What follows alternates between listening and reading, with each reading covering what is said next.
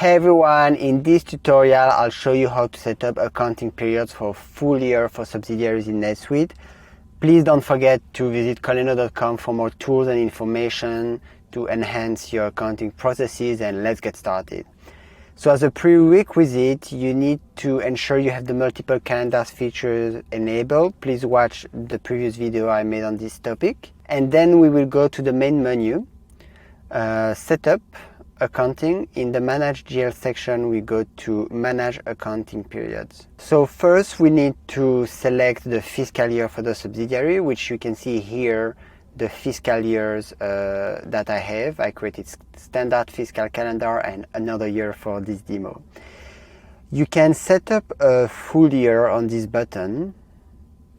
So you verify the fiscal calendar year is the correct one that you want. You select the first fiscal calendar month. This one will come from the fiscal calendar that you have selected. And then you can select the period formats, the year and period name, the period format, so it's 4 weeks or 445 weeks, the options that you have.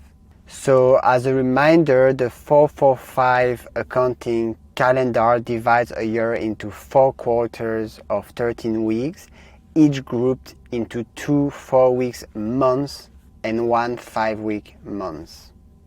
Select after that the starting and the ending year of period that you want in the name. You can optionally check the 1-day year-end adjustment period box.